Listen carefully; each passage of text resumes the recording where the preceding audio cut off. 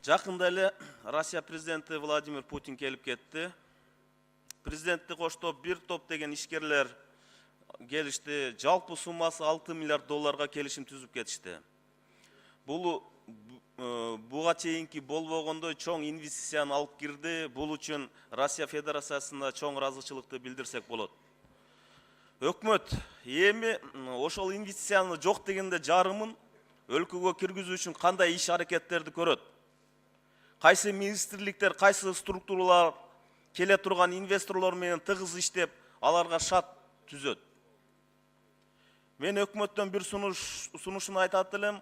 Азыр Кыргыз-Казак чегарасында абал жакшы эмес. Биздин ишкерлердин Казакстан чегарасында кыйнап жатат. Ошондуктан биз тез арада Россия өкмөтү менен биргеликте иш планды иштеп чыгып, Ош, Нарын, Чүй областарында АЭПтин алкагында фитосанитардык лабораториялык дүйнөлүк стандартка туралап, Кыргызстанда өнүктүрүлгөн продукцияны кайра иштеп, Россиялык инвесторлор менен биргеликте Кытай рыногуна киргизүүнү пландашыбыз керек.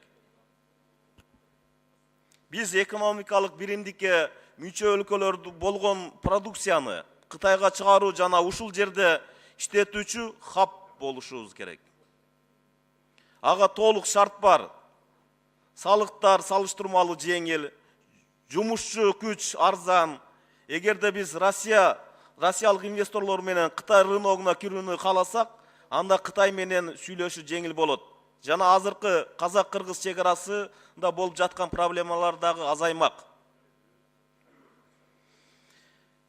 Ошондуктан Ашырбек Мойдунович, ушу менин сунушумду айтып, ушунда бир өкмөткө жеткизип, кабыл алып берсеңиздер. Өкмөт тез арада муну колго алып, Россиялык инвесторлор менен тикелей иштөөнү биринчи вице-премьерге тапшырыш керек. Эгерде ошо инвесторлорду келбей кала турган болсо, же иштете албай кала турган болсо, дал ушу өкмөттөн, ушу вицелерден сурашыбыз керек. Ашырбек Мойдунович, ушу мен сунуштарымды, ушуларды жеткизип, ушуну аткарылышына көзөмөл кылып берсеңиздер. Рахмат.